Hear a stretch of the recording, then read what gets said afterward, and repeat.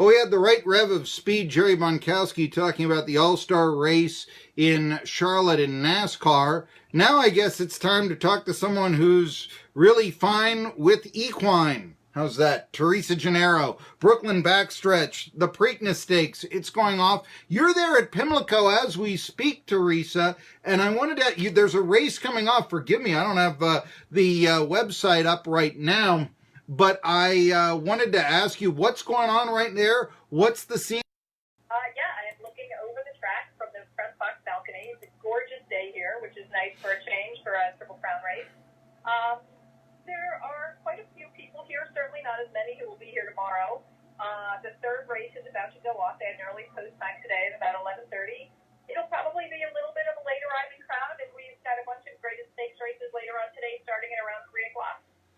Well, At a race that certainly does not have Derby quality, but it's going to be a very good betting race, and I think that a lot of people are happy about that. You're not going to have a heavy favorite going into the race tomorrow, so I think people are, looking at a chance to make some money and cash a few tickets.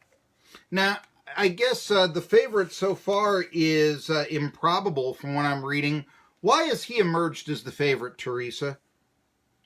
Well, he's trained by Bob Baffert, who has won this race 7 times. He's tied for the most of any trainer in his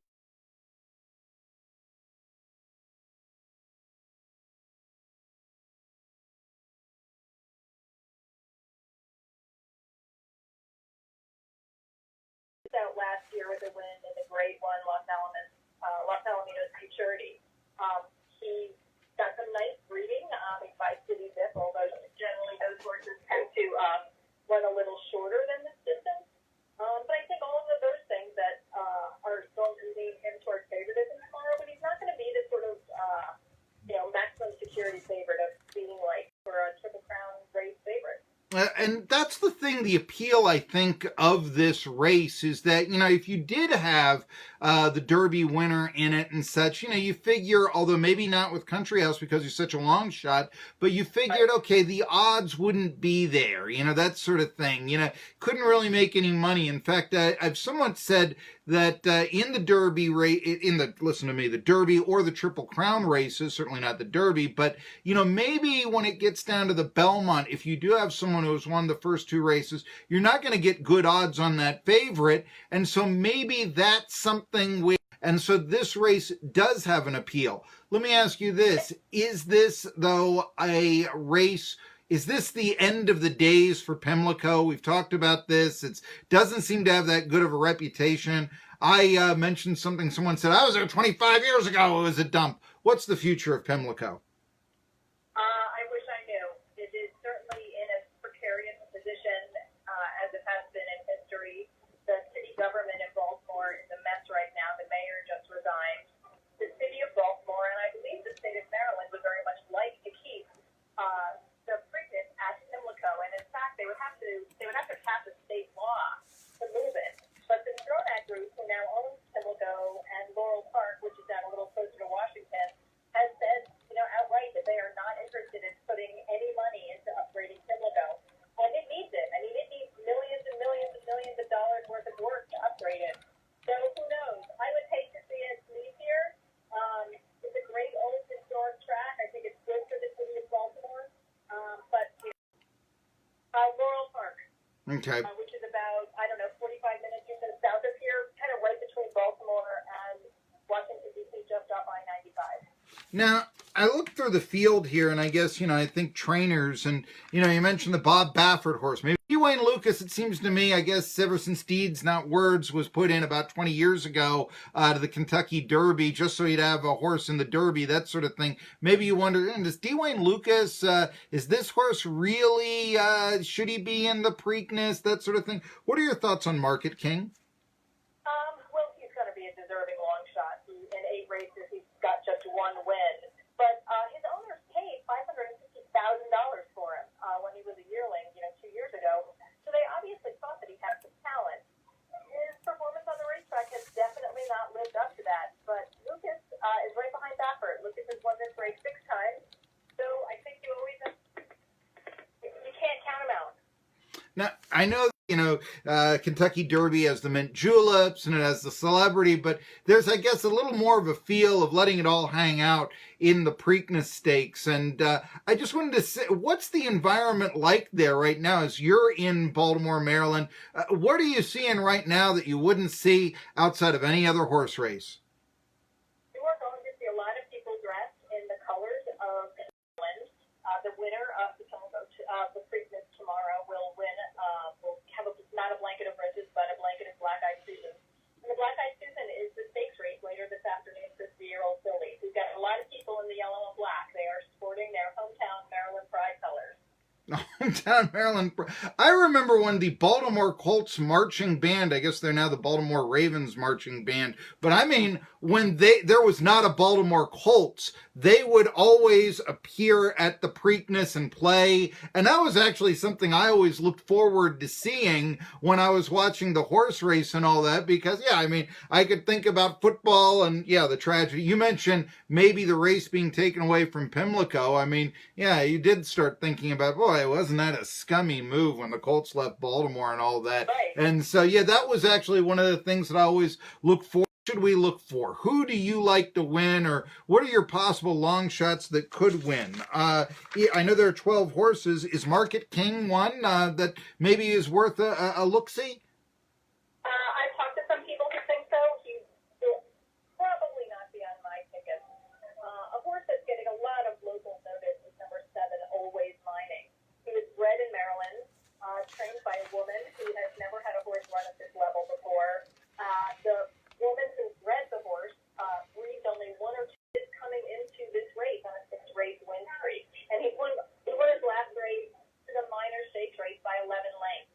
He won a race last fall by 10 lengths. So he's really jumping up in company here. But because he's got such strong Maryland roots, he is definitely the local favorite. And I'm not going to bet against that.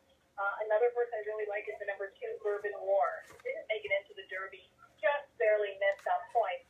And his connections debated whether they run him in New York last weekend into Peter Pan, which is a prep for the Belmont Stakes, or come here.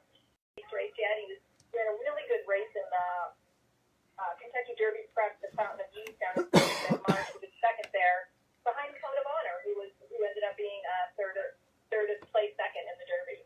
So I'm going to base most of my tickets around those 2, and probably one in the Kentucky Derby, which is terrible when you're on the inside of that 20-horse field. He's drawn number 1 again, but with only 13 horses in the race, it's going to be quite a different story. So I don't think he's going to be particularly disadvantaged there. And those are the 3 horses that I'm going to use primarily, and maybe throw in a long shot somewhere along the way. You know, I'm glad you talked about Always Mining, and you mentioned 11.5 length win at the Tessio Stakes. I was curious, is Daniel Centeno, was that his rider in those races? Because I'm just sort of thinking, when you're out there at front and all that, did they change the jockey, or is that Centennial also ridden Always Mining in his big victories earlier?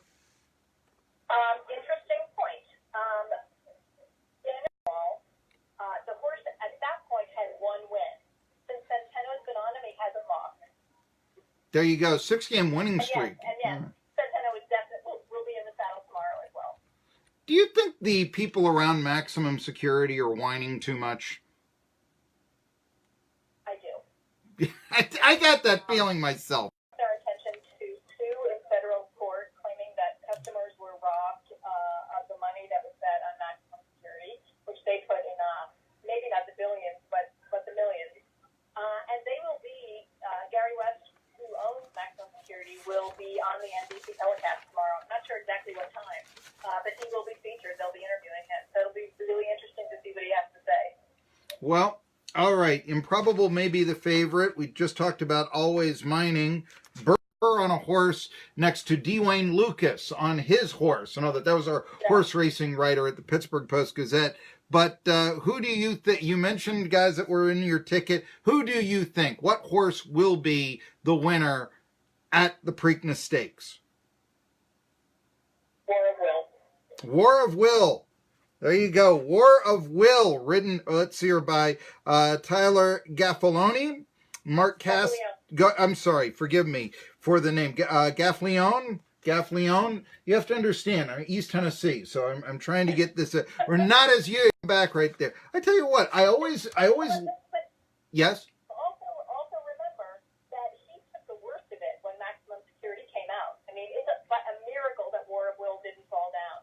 So I don't know if his faded so much that he lost all his momentum because the horse, came pretty close to running him over.